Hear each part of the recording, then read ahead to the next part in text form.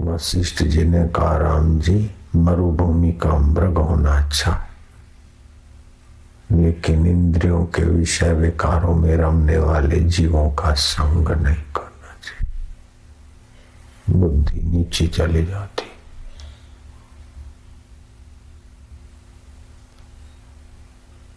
दुष्ट संग न दे विधाता, तुलसीदास जी ने कहा। मरुभूमि का मृग हो जाना अच्छा है, लेकिन विषय विकारों में रमने वाले राग द्वेष में उलझे हुए जीवों का संपर्क जीव अच्छे अच्छे साधकों को भी तबाह कर देता है, नीचे गिरा देता है। त्रिबंध करने से दोष मुक्त होगा चित्त।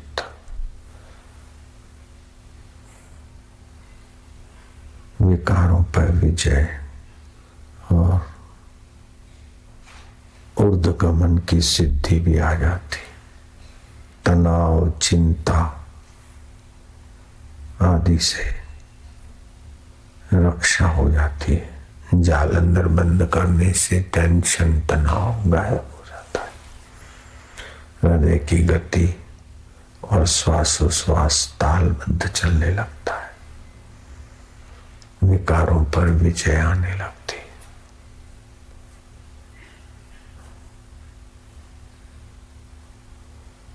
नाड़ी शुद्धि होने से मन बुद्धि शुद्ध और फिर शुद्ध ब्रह्म में आसानी से विश्रांति मिलती।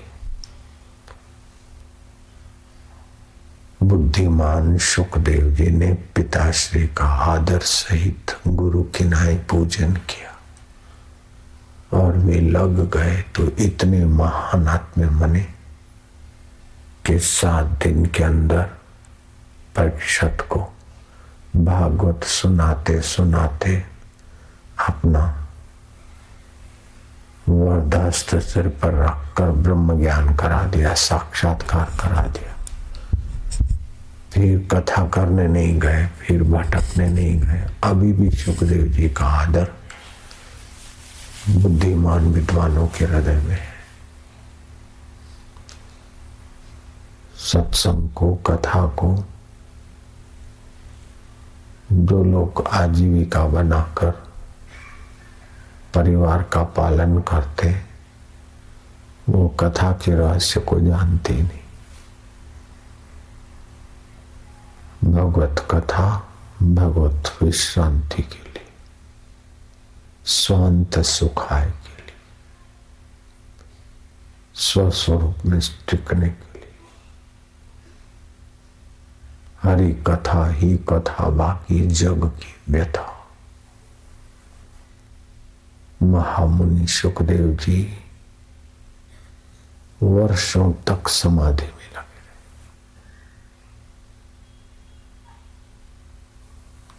प्राणायाम करो, त्रिबंध करके 15 प्राणायाम करना। योनि को सकोड़ लिया, मूल बंद, पेट को अंदर किया, उड़ान बंद, ठोडी को छाती की तरफ, जाल अंदर बंद। कुछ लोग क्या करते, खांसते, फिर कफ गले में आता है तो निगल जाते, बड़ा भारी नुकसान होता है। हाथों पर बहुत भारी नुकसान पड़ता है और बीमारियां होती। मुंह में कफ आ जाए तो अंदर नहीं लेना चाहिए, उठ के बाहर फेंक के आना चाहिए, थूक के, नहीं तो छोटा बर्तन रखना चाहिए, नहीं तो तौलिया रुमाल जैसा रख के कफ उसमें ले लेना चाहिए। खांसने के बाद मुंह में आया हुआ कफ कभी नहीं निकलना चाहिए। और जिनको ज्यादा कफ है वो कुछ दिन धानी और चने खाए और दाएं नाक से सांस लें, रम रम जप करें और बाहें से छोड़ें 2-3 बार, तो कफ सब बाहर आ जाएगा। अब होली के बाद 15, 20, 25 दिन बिना नमक का भोजन करने से रोग प्रतिकारक शक्ति बढ़ेगी। 15 से 20 नीम के पत्ते, 2 काली मिर्च चबा कर पानी पीने से खुजली और चमड़ी की बीमारियां ठीक होगी। ये सब शरीर को स्वस्थ रखने के, मन को स्वस्थ रखने के लिए। और शरीर और मन के स्वास्थ्य का मतलब है कि आत्मचिंतन करके मुक्त आत्मा हो जाना। शरीर का कितना भी ख्याल रखो, अंत में तो बुढ़ापा आता है, रोग आते हैं, मृत्यु आती। लेकिन जो मृत्यु के बाद भी नहीं मरता, बुढ़ापे में वृद्ध नहीं होता, बाल्यकाल बदल जाता है फिर भी जो रहता है, यौवन बदलता है फिर भी जो रहता है, दुख और सुख बदलते फिर भी जो रहता है, गुरु कृपा से उस तत्व में टिकना बड़ी बहादुरी है। ये विद्या गुरु परंपरा से ही पचती है, उसके सिवाय नहीं पचती। इसकी व्याख्या तो कोई भी कर लेगा, किताब पढ़कर बड़े बड़ा भाषण लेक्चर तो कोई भी दे देगा, लेकिन अनुभव टिकना ये गुरु की कृपा के बिना नहीं होता। गुरु कृपा ही केवलम शिष्यस्य परम मंगलम। घाट वाले बाबा के पास मेरे सामने एक प्रोफेसर आया। प्रोफेसर ने कहा, बाबा मुझे शांति चाहिए।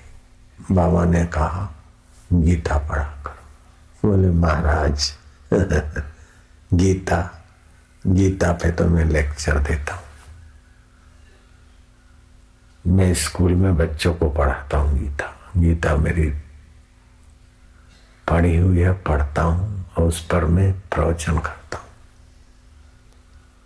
बाबा ने कहा, गीता प्रवचन किया दूसरों को सुनाने के लिए, अब तुम अपना कल्याण करने के लिए गीता पढ़ो। तो भाषण करना, प्रवचन करना, कथा करना ये कोई बड़ी बहादुरी की बात नहीं है।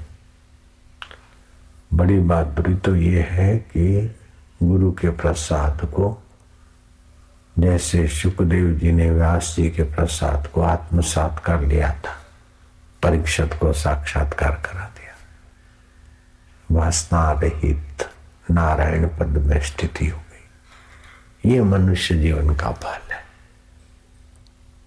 कल बताया था कि इंद्र ने उस दैत्य से पूछा कि तुम्हारा राज्य चला गया, शत्रु तुम्हारा इतना विरोध कर रहे, तुम्हारे को रहने का नहीं, मकान नहीं, घर नहीं, तुम्हारा राज्य, यश, वैभव सब शत्रु ने धोखा करके ले लिया, और फिर भी तुम प्रसन्न कैसे दिखाई देते हो? नमूची दैत्यराज, तुम्हारे प्रसन्नता का क्या कारण है? तो नमूची दैत्यराज ने कहा कि राज्य पहले था नहीं और बाद में भी नहीं रहता।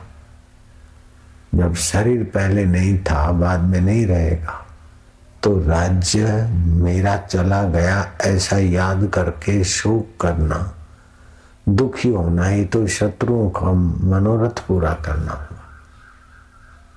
शत्रु ने दुख का परिस्थिति पैदा की, दुखी होना न होना अपने हाथ की बात है राजन। फरियादी जीवन, कुछ लोग तो हितैषी में भी फरियादी विचार करके अपना पुण्य नाश करके दुखी हो जाते, और कुछ लोग तो शत्रु में भी समता रख के नमूची दैत्य की नाई उत्तम पद का आश्रय देते।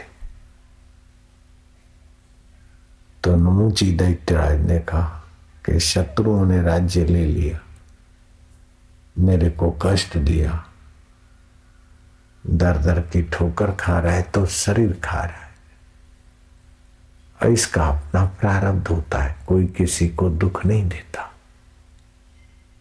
को काहू को नहीं दुख सुखत करी दाता, निज कृत कर्म भोगते व्राता। निषाद राज को लक्ष्मण जी ने बताया। निषाद राज कह रहे थे कि कई कई ने दुख दिया राम जी को। लक्ष्मण तुम भी देखो नंगे पैर रात जाग रहे हो, राजकुमार, और यहाँ दर दर की ठोकर। अयोध्या छोड़ के दूसरी रात्रि जहां राम जी विश्राम कर रहे थे तो लक्ष्मण चौकी कर रहे थे।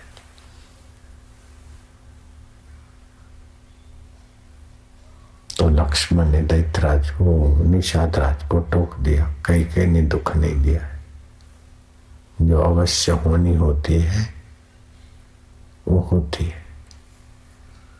इसमें कई माता का दोष नहीं है।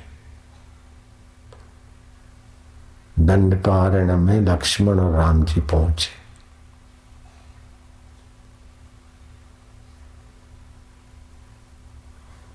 कुटिया कहाँ बनाऊं? राम जी ने कहा जहां ठीक लगे बना लो। लक्ष्मण उदास हो गए।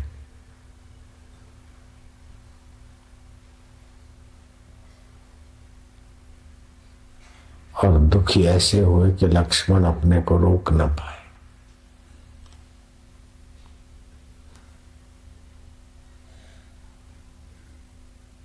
लक्ष्मण अश्रु प्राप्त करते, विलाप करते हुए अकेली झाड़ियों में रो रहे थे।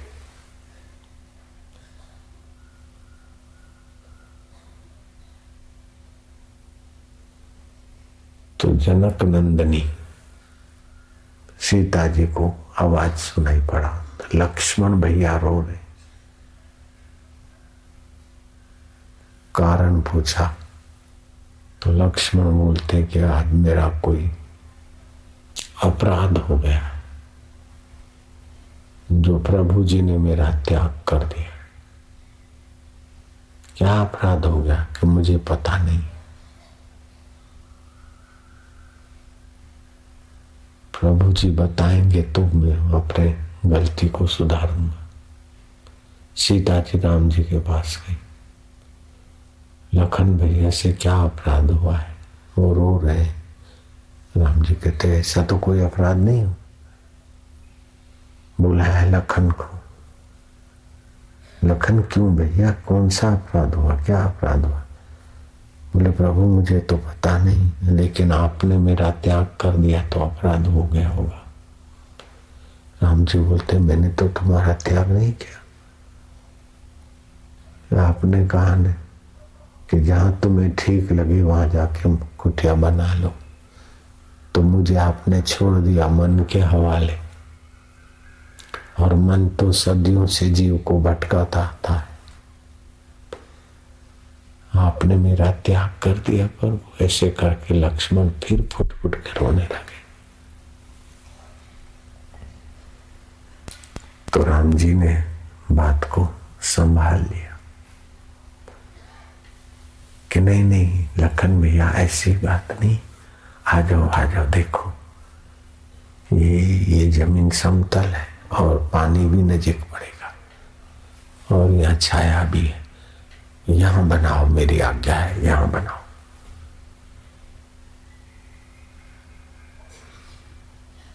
तो कितनी दूरदर्शिता रही होगी लक्ष्मण में कि राम जी बोलते जहां ठीक लगे वहां करो।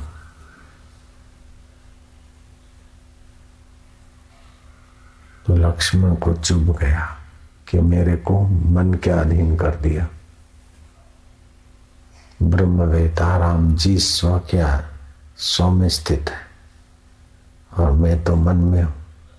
और मन को जो ठीक लगेगा वो तो मन ले जाएगा इंद्रियों के जगत में, इंद्रियां विषयों के जगत में ले जाएंगे। उससे तो बड़े बड़े भाषण करने वाले भी भटक रहे, मार खा रहे बेचारे।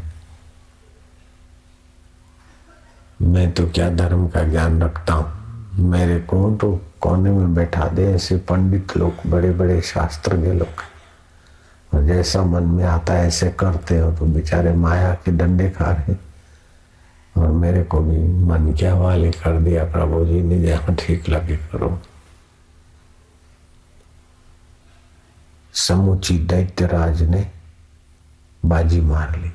जब दैत्य के शरीर में आदमी सम्मान हो सकता है। नमूची दैत्यराज, शत्रुओं ने दुख दिया है, राज्य छीन लिया है, रहने को घर नहीं, खाने को अन्न नहीं, जहां तक कंदमूल का टुकड़ा चबा कर जी रहे हो नमूची राज, फिर भी तुम इतने प्रसन्न। बोले वो तो मेरी घर की अपनी चीज है, प्रसन्नता तो राज्य तो पहले नहीं था, बाद में नहीं रहेगा।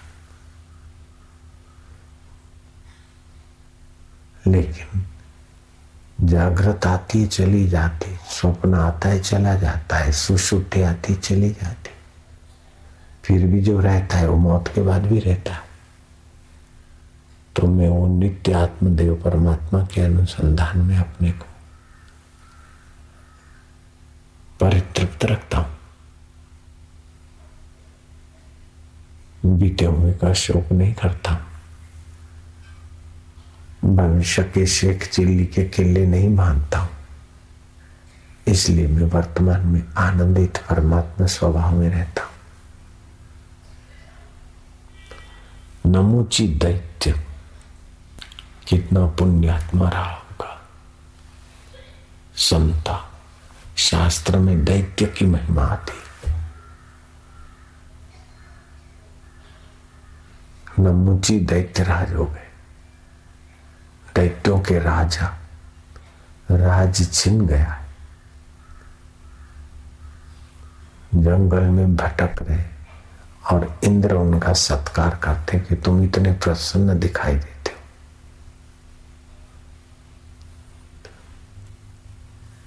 अपन लोग बोलते हैं मेरा मन नहीं लगता, मेरा बेटा नहीं मानता, मेरा पति ऐसा नहीं करता, मेरी पत्नी ऐसा नहीं करती। मानो ठेका लिया है कि ऐसा होना चाहिए।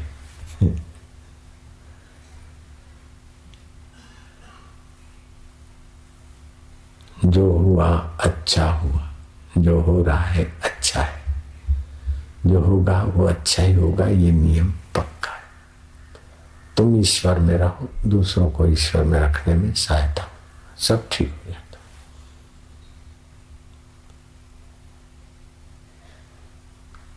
मूर्ख लोग ऐसा मानते कि भगवान ने दुनिया बनाई और कोई कमी रख दी भगवान ने, भगवान की अक्ल कुछ कम है तो हम दुनिया को सुधार देंगे। सुधारक ऐसा सोचते होंगे कि हम संसार को सुधार दें। महापुरुष सुखदेव जी, व्यास जी ये संसार को सुधारने का नहीं करते, उनका तो सहज कारुण्य भाव है। संसार को सुधारना अथवा किसी व्यक्ति को सुधार रहा हूं ऐसा उन महापुरुषों में नहीं होता। आप हाथ पैर धो रहे हैं तो क्या आपको लगता है क्या हाथ पैर को सुधार रहा हूं?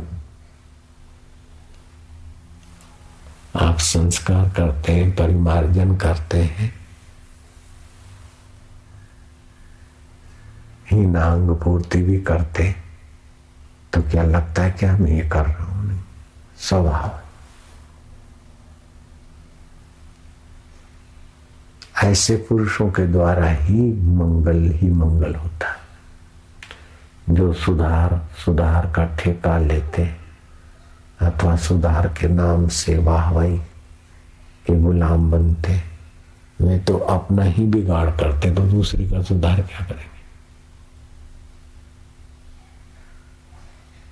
पद मिल जाए, सत्ता मिल जाए, वाहवाही मिल जाए तो देह अध्यास में रहेंगे ना। देह अध्यास में ही वाहवाही की भूख होती। मेरा नाम हो जाए, मरने वाले शरीर के नाम के पीछे मरे जा रहे। बहुत ऊंची समझ के धनी हुए थे पथिक जी महाराज।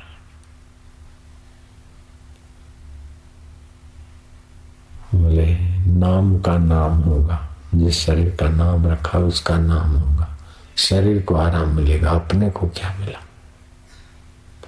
जलाने वाले शरीर को थोड़ा आराम मिल गया, अथवा शरीर के नाम का नाम होगा, अपने को क्या मिला? कितनी ऊंची समझ।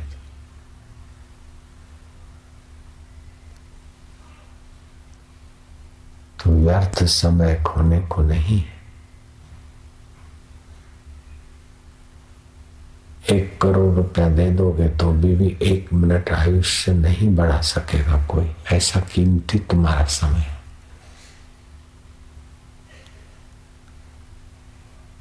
उस समय को तुम कहाँ खो रहे हो? सुखदेव जी के नाई इंद्रिय संयम, मन की एकाग्रता करके बुद्धि को परमात्मा में लगा रहे हो कि इंद्रियां जहाँ कहती है, मन जहाँ कहता है, बुद्धि जहाँ भटकती है वहां भटक रहे हो। अपने अंदर में गोता मार के देखो कि बुद्धि सासू में भटकती है कि बहू में भटकती है कि इधर भटकती है कि उधर भटकती। प्रज्ञा अपराधो मूलम सर्व दुखाणाम सर्व रोगाणाम सर्व दोषाणाम। प्रज्ञा के अपराध से सारे रोग, सारे दुख, सारे दोष आ जाते।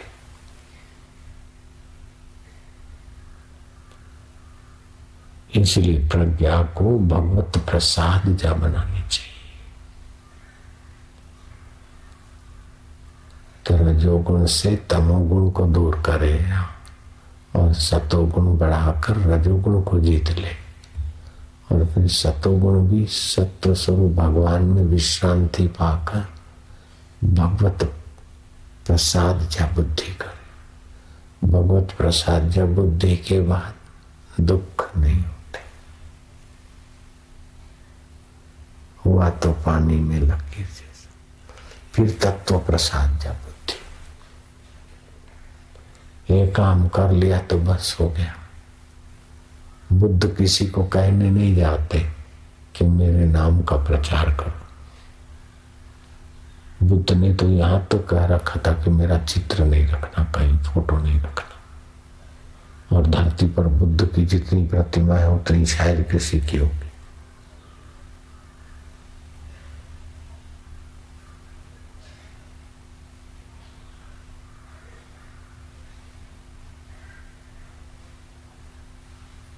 समुची दैत्य संवान, नमुची दैत्य संवान। शीलवान, शीलवानों से कहते हैं जो किसी में दोष दर्शन ना करे, किसी का अहित न सोचे, अहित ना करे। उस शील में भी बड़ी ताकत होती। प्रहलाद शीलवान थे और इंद्र वेश बदलकर प्रहलाद के सेवक हो गए थे।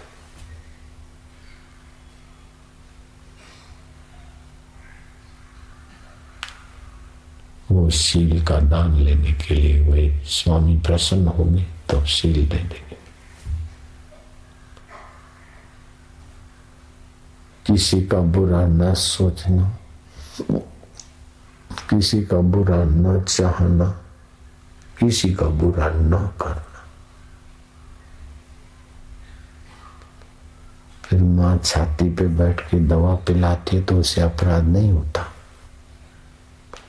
पिता ताड़न करता है तो उसे अपराध नहीं लगता, क्योंकि वो बुरा नहीं सोचते, बुरा नहीं चाहते, बुरा नहीं करते।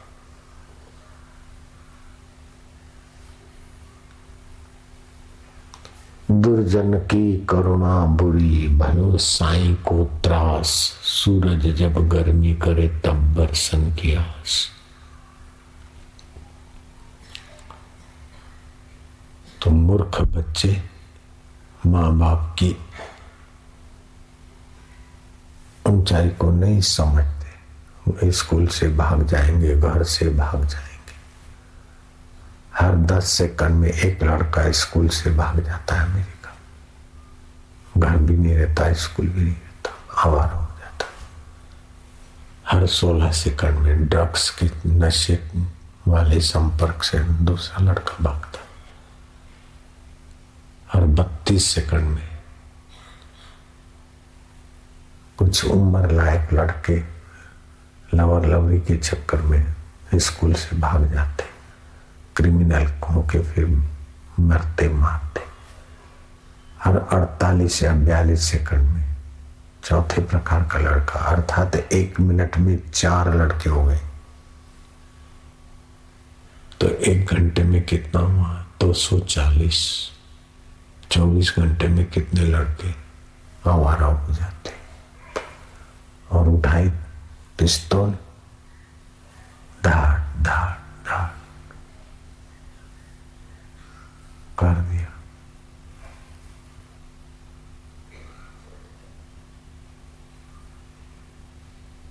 पुलिस पकड़ती, बोले तुम पर केस होगा, तुमने मर्डर कर दिया है। बोले what of meaning the murder, I don't know. अरे तुमने 5 मर्डर कर दिया। बोले मैंने तो टीवी में देखा था, तो देखा में निशान ठीक लगता है कि नहीं, मैंने ट्राई किया, बस इसमें क्या हो गया। इतने मनमुख और हवाई छोरे।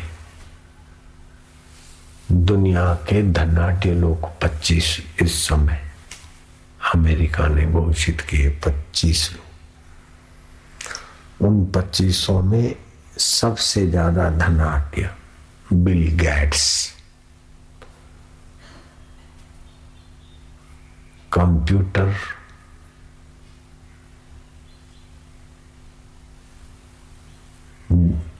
की जो बड़े बड़े प्रोग्रामिंग और बड़े बड़े कंप्यूटरों की कंपनी का वो मालिक है बिल गेट्स। उससे पूछा गया कि अमेरिका का भविष्य क्या है। बोले भविष्य तो ये है, आने वाला जनरेशन दिशा शून्य है। 1 घंटे में 240 लड़के आवारागर्दी हो जाते हैं, उस देश का क्या भविष्य बताऊंगा।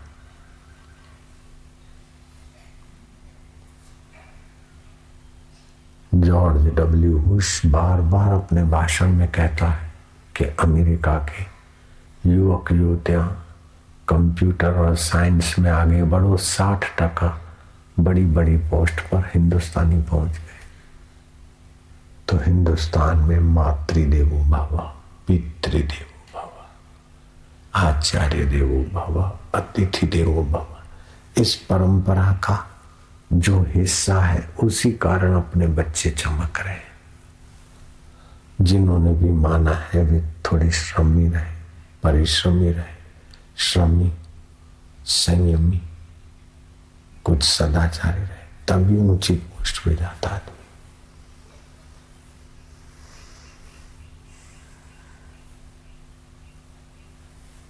अमेरिका के युवक इधर आकर ऊंची पोस्ट पर बैठ जाए मुश्किल है, इधर वाले उधर पहुंच जाते कितना मुश्किल है। बड़े देश का इधर आकर भी छोटे बोलते हैं गरीब देश है, तो गरीब देश में भी ऊंचे परिश्रम के बल से नहीं पहुंचते, भले दूसरे ढंग से कोई आ जाए।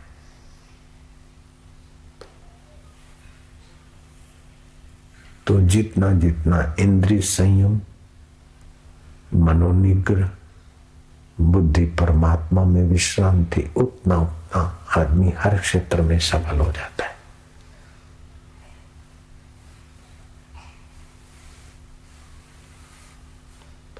इंद्रिय संयम के बिना श्रम रहित विश्राम नहीं मिलता। आलस हो जाता है, निद्रा हो जाती। दबे से बैठे विश्राम, मन इधर उधर गया, ओम, कुछ ना करना, भगवत विश्रांति। भगवत विश्रांति से भगवत सामर्थ्य आता है। भगवत सामर्थ्य आए ऐसी इच्छा से भगवत विश्रांति नहीं मिलेगी।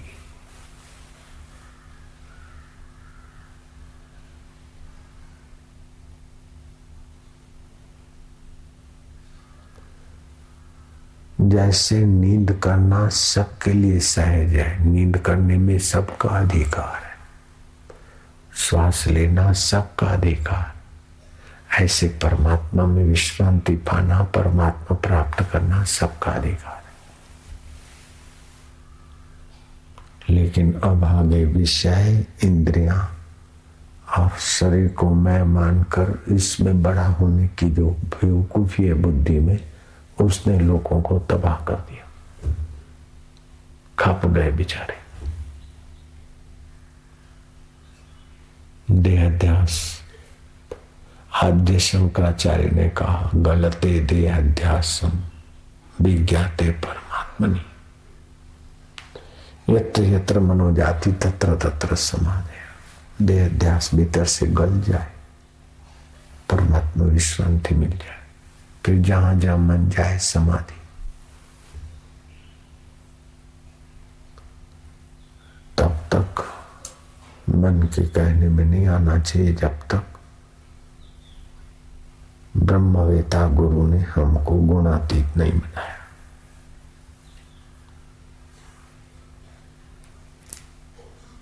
हमारे बाल बढ़ जाते, दाढ़ी बढ़ जाती तो हम गुरु जी को चिट्ठी लिखते कि बढ़ गए, खुजली होती, गर्मी में आज्ञा हो तो मुंडन करा दो, नहीं तो थोड़ी छटाई करा दो। तो गुरु जी चिट्ठी भिजवाते, तब मैं फिर बाल मुंडन की आज्ञा आती तो मुंडन करा था, और थोड़े कम करा लो तो कम करा लेता। अगर मन में आता ऐसे ही करने लग जाता डीसा में तो और लोग भी रह रहे हैं, और गुरु जी के तो और लोग भी शिष्य थे, कहने को शिष्य थे लेकिन मन के ही गुलाम थे। हमने कहा ये तो गुलाम के गुलाम बने, इससे तो गुरु का गुलाम बनाओ मन को। मन तो अपना गुलाम है, लेकिन वो मन जो कहे ऐसा ही करने लगे तो गुलाम के ही गुलाम बनते ने। सभी लोग गुलामों के गुलाम है, कोई विरला है माई का लाल। राज दरबार चल रही थी और मस्त संत आकर सामने, राजा के सामने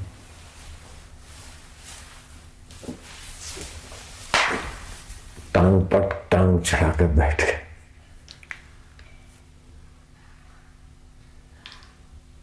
तो राजा को बुरा लगा, लेकिन वो जमाना इतना हलकट नहीं था कि महात्माओं की कोई जल्दी से निंदा कर ले, महात्माओं की अवहेलना कर ले। मंत्री को बोला कि महाराज जी को प्रार्थना करो कि राज दरबार है, यहाँ जरा टांग पे टांग चढ़ा के राजा के सामने बैठना राज दरबार का अपमान माना जाता है। महाराज जी को विनती करके आओ। तो मंत्री गया, महाराज को बोला, तो महाराज ने कहा राजा से पूछो कि वो गुलाम के कहने में है कि गुलाम उसके कहने में। राजा अगर सचमुच में गुलाम राजा के कहने में है तो सचमुच में राजा है, लेकिन राजा गुलाम के कहने में चलता है तो फिर जरा पूछ के आओ। तो राजा भी कितना ईमानदार रहा होगा। महात्मा ने प्रश्न पूछा कि तुम गुलाम के कहने में हो कि गुलाम तुम्हारे कहने में?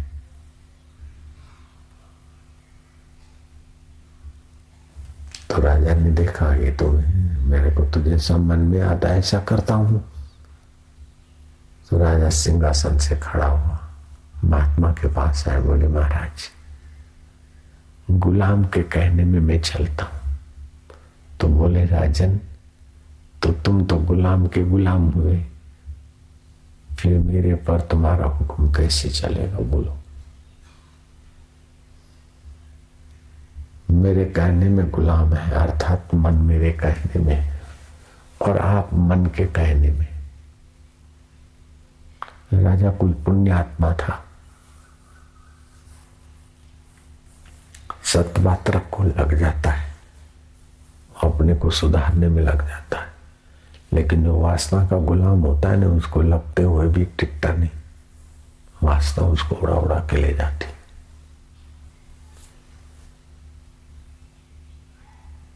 राजा ने कहा, जब महाराज हम गुलाम हैं तो राज क्या करें, इस सिंहासन पर तो आप ही विराजिए, हम आपके चरणों में, हमें दीक्षा दीजिए और जंगल भेजिए। इंद्रियों को संयत करूंगा, मन को धीरे धीरे लगाम डालने की जो विद्या होगी आपकी, फिर अपने आत्मा परमात्मा में समता में आकर श्रम रहित, अहंकार रहित, शोभ रहित जन्म मृत्यु से पार पद में पहुंच जाओ। महाराज राजपाट की बलि दे दी, लेकिन अपनी आत्मा की बलि नहीं दी। अब संसारी लोग क्या करते, क्या आत्मा की तो बलि देते थे और राजपाट, धन, मकान, नौकरी खप गए उसमें।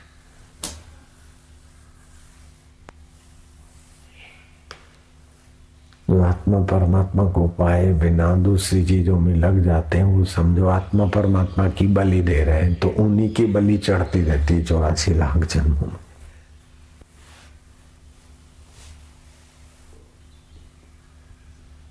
मेरे गुरु जी की बड़ी खासियत थी, मेरे गुरुदेव की।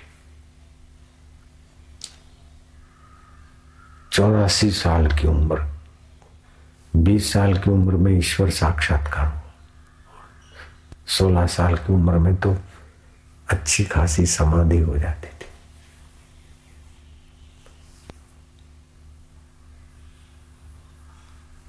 खाली बारदान भर जाए, 15-16 साल की उम्र में तो खाली बारदान भर गए घुटान के, इतना संकल्प बल। 20 साल की उम्र में आत्म साक्षात्कार। ऐसे महापुरुष 84 साल की उम्र में बिना सत्संग के भोजन नहीं करते, एकांत में रहते नैनीताल के जंगल में।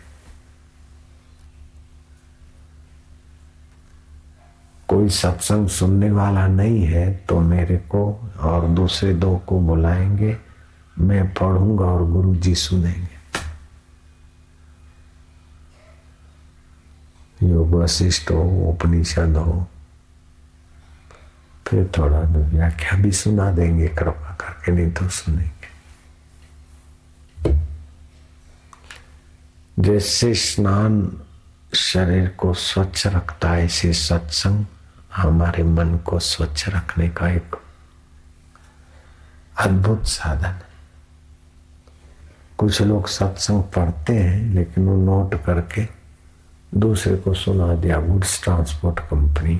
नहीं, मेरे गुरु जी तो सत्संग सुनते सुनते विश्राम पाते थे। यहां तक कि मेरे गुरु जी 88-79 साल के हुए, मैंने अपनी आंखों से देखा। हरिद्वार में एक जगह पर पंचदशी का सत्संग चलता था, 20-25 होता। गुरुजी प्रवचन करते तो हजारों लोग उनके चरणों में आ जाते, लेकिन गुरुजी पंचदशी का सत्संग चलता था, वहां जाके बैठ जाते थे। फिर वो सत्संग करने वाला महामंडलेश्वर को पता चलता है तो लीला साहब आप आइए बैठिए।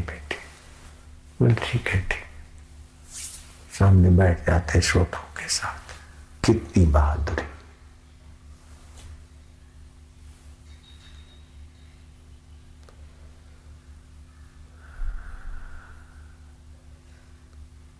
मान पुड़ी है जहर की, खाए सो मर जाए, चाह उसी की राखता वो भी अति दुख पाए।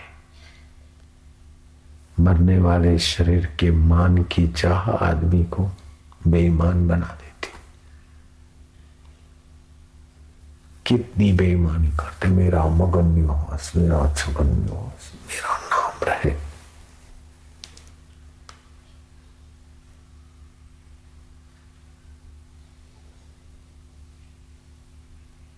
नमुची दैत्य कितना बात मेरे गुरुदेव कितने बहादुर,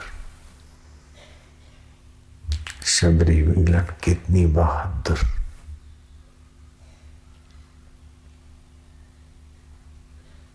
विरोचन दैत्य कितने बहादुर, पहलाज कितने बहादुर।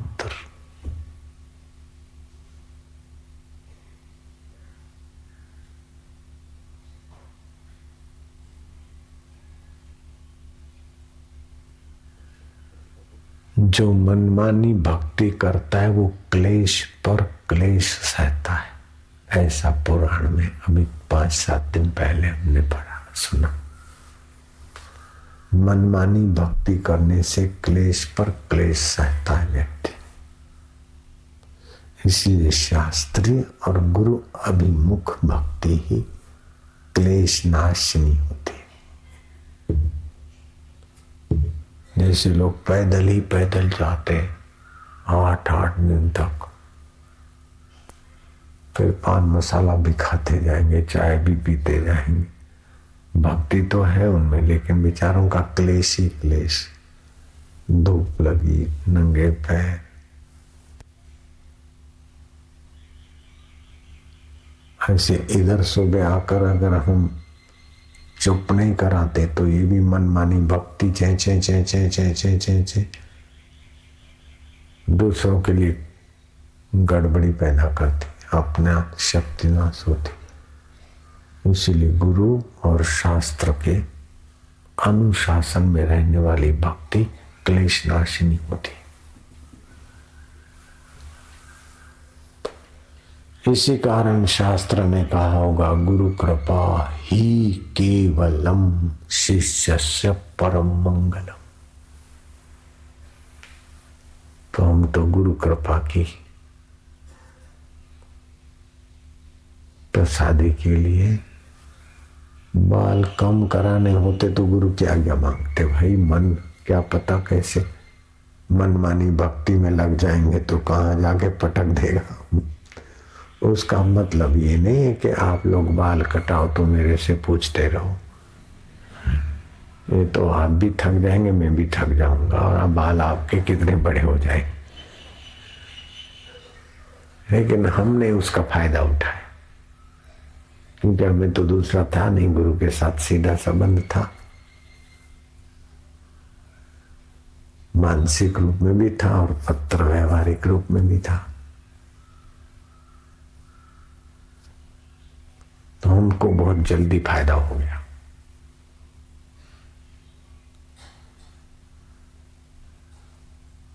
फिर लगता था कि हाँ गुरु की प्रसादी, फिर लगता, फिर जानबूझ के ऐसी जगह पे जाते कि अपमान होता है। तो देखो कोई धारिया रख देता, गला काटने का हथियार गले पे, खींचूंगा तेरी मर्जी हो रहा हूं, हथियार उसका गिर जाता था, हम माफी ले लेते थे। ऐसी सी जगह जाते।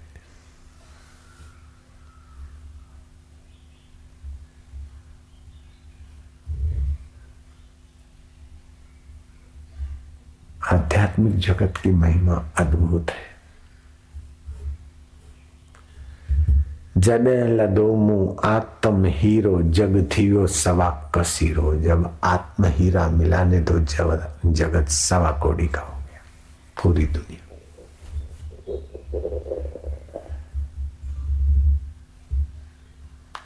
और ऐसा आत्म हीरा सभी के पास है, कोई भी उससे वंचित नहीं।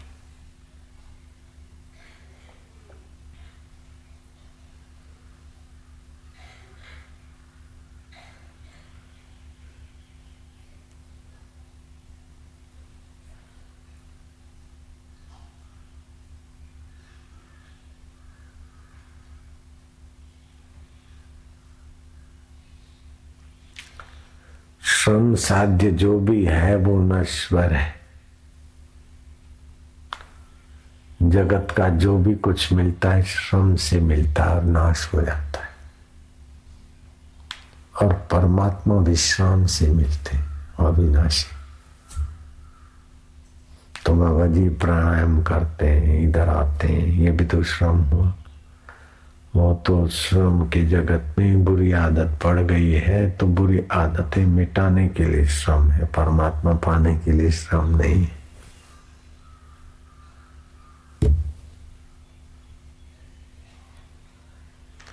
अभी सुन रहे क्या श्रम है?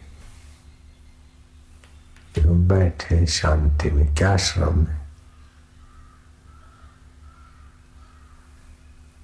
मिठाई बनाने में श्रम है, मिठाई पचाने में श्रम है, शादी करने में श्रम है और संभोग करने में श्रम है, और उसके बाद जड़ता आ जाती।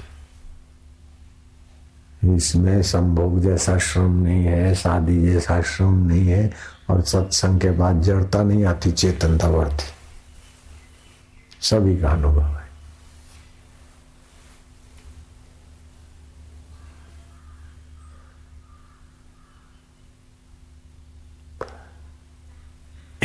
ये जो हिलना है ना, लोलक की नहीं, ये मन अगर लग गया ना जिस बात में, उसी में फिर रमता रहेगा। इसी आदत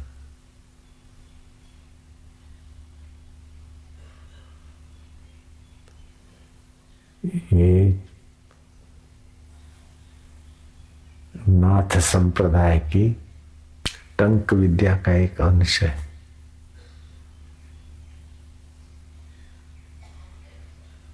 वो एक महिला है प्रसिद्ध, उसके जीवन में इसकी आदत है, जिस किसी को गले भी लगाएगी और यूं हिलती भी रहे। तो ये टंक विद्या की एक अंश है ये बात। आत्मज्ञान कुछ और चीज है,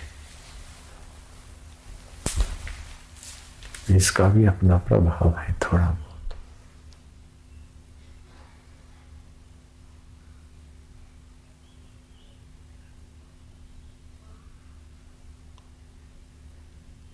हमको तो हिले डुले बिना ही खजाना जो खुला है, तो फिर हम ऐसा नहीं करते। तो तुम्हारे को किसी को देखता हूं लग जाए तो फिर हम भी ये सब करते रहते। मेरे पास तो सब प्रकार का माल है, जैसा ग्राहक है उसको मिल जावा।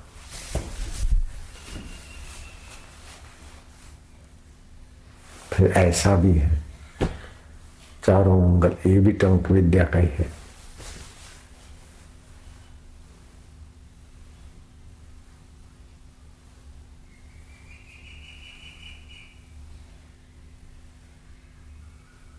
मन में जब चलता रहे और यूं हिलते रहे, आनंद आने लगेगा।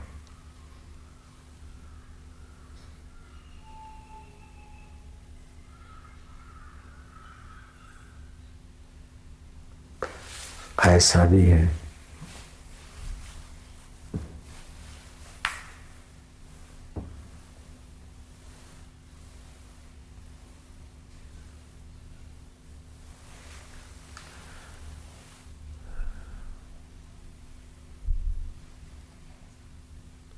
इंद्रिय और मन को संयत करने के कई उपाय खोजे जोगियों ने। करो, थोड़ी देर कर रहे तो ठीक है।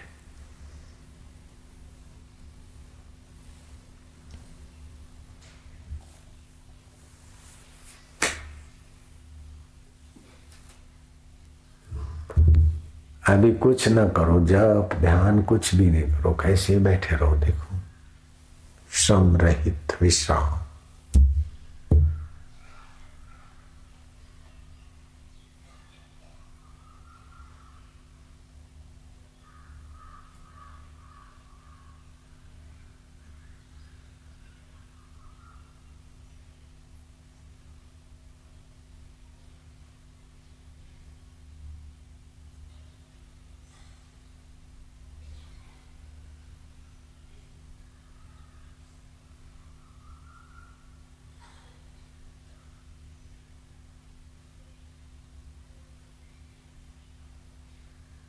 सारी दुनिया उनके अंदर है।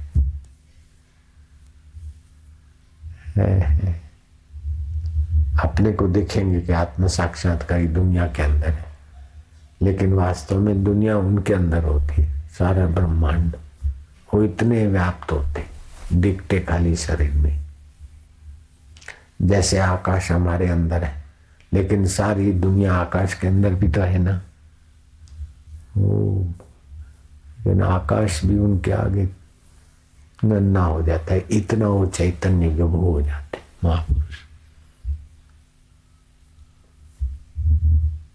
शंकराचार्य जी ने थोड़ा सा संकेत किया, विभु व्याप्त सर्वत्र।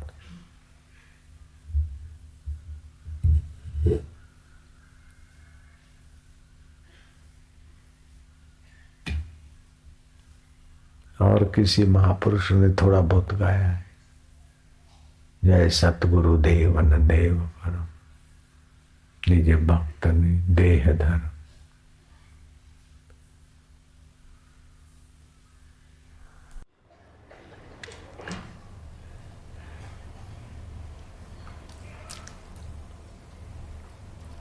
हरे राम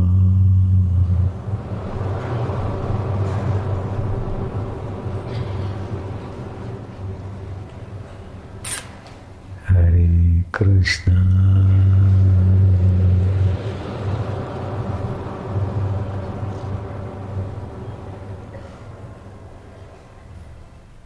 प्यारे कृष्ण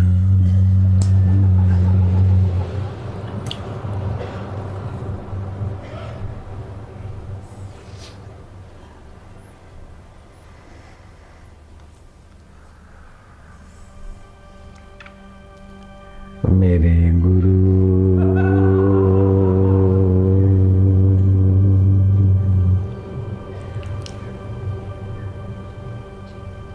प्यारे गुरु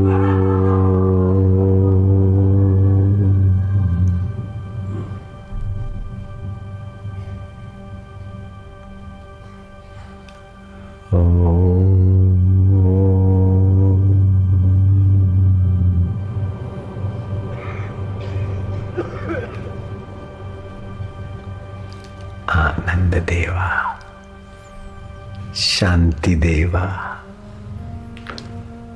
बोलना नहीं, डूबते जाओ, मजूर मत बनो, प्रेमी बनो। इसमें श्रम नहीं है, प्रेम है। इसमें कर्म नहीं है, भाव है। कर्म में मेहनत है, भाव में मेहनत नहीं है। ओम शांति। जितनी देर बोला उतनी देर चुप हो गए, कुछ नहीं किया। ध्यान भी नहीं करना है, चिंतन भी नहीं करना है, होने देना है। जैसे तिनखा गंगा जी में बह जाता है, यात्री जहाज में या रेल में अपने आप चलता रहता है, ऐसे ही भगवत भक्ति, वैदिक भक्ति में, भगवत भाव में वालुड़ा आनंद स्वरूपा, चिदानंद स्वरूपा, ज्ञान रूपा, गुरु रूपा, मारा वालुड़ा मधुर शांति वालुड़ा श्याम पिया, प्रभु पिया, गुरु पिया, मेरी रंग दे चुनहरिया।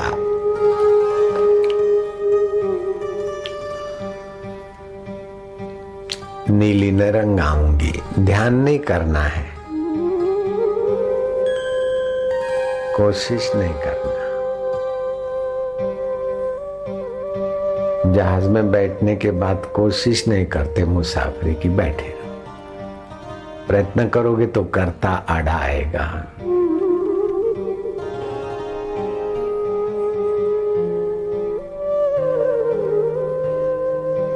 मारा वालुड़ा एवो दी देखाड़ वाला,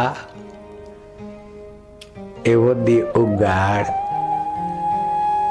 बुलावी हूँ मारू ने तारा में डूबाड़। मारा प्रभु जी, मारा गुरु जी, मारा वालुड़ा जी।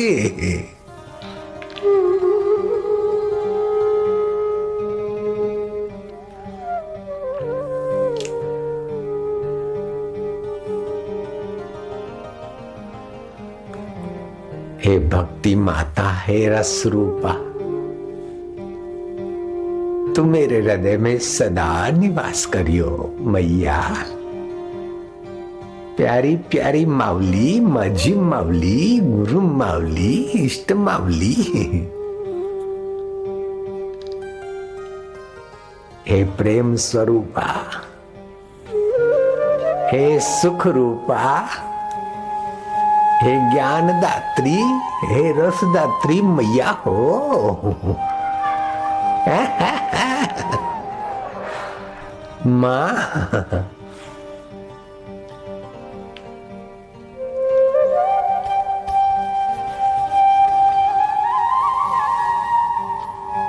आनंद देवा,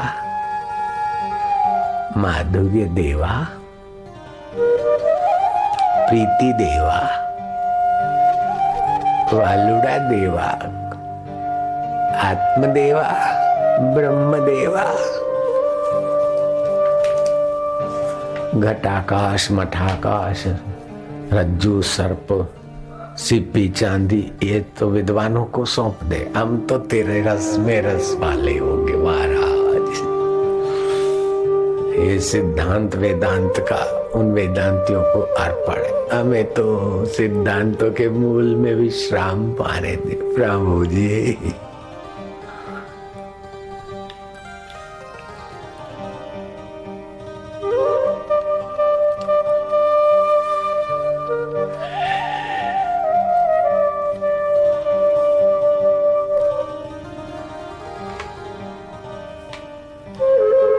ईश्वर की गोद में, ईश्वर हमारे गोद में, दोनों मिलकर तत्व ज्ञान का रस बनता है।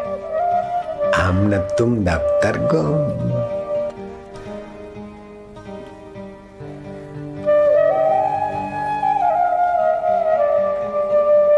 एक तत्व ज्ञान होता है श्रोत्रिय, दूसरा होता है श्रोत्रिय श्रवण करते करते करते करते करते ब्रह्मनिष्ठा हो और फिर जीवन मुक्ति तो आनंद है, तो सीधा वहीं पहुंचा देगा। कौन श्रोत्रिय बने इतना इंतजार, फिर ब्रह्मनिष्ठ बनो। कुछ नहीं बनना है मारो, हम तो तेरी गोद में बैठ कर, नहीं तो तेरे को गोद में बिठा दिया वालूड़ा।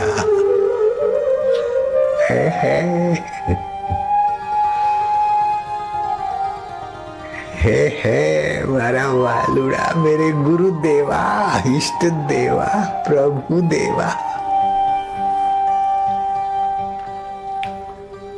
मैं क्या करूं, मैं ये करूं, मैं हूं ही नहीं, मेरा होश जल जाए, मेरा मैं भी मिट जाए, तो ही तो बैठ गए भगवान के गोद में। वही है गोद और वहीं बैठने वाला है, कहीं दूर नहीं है।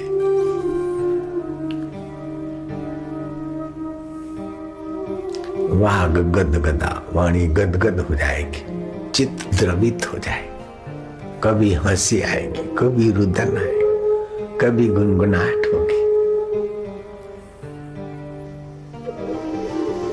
मस्तों की मस्ती इबादत से कम नहीं, इश्क इलाही में डूबे हुए खुदा से कम नहीं। ये इश्क इलाही है। उर्दू भाषा में इश्क मिजाजी, इश्क इलाही, इश्क हकीकी, ये भक्ति के भेद है। वहां चित्त की अवस्था से भक्ति के भेद बनते हैं, बाकी तो वास्तव में वही भक्त और भगवान है। ओम नमो भगवते वासुदेवाय, प्रीति देवाय, भक्ति देवाय। हम तो सीधा तुमको गोद में बिठा देते ठाकुर, माधुर्य देवाय, बस हो गए।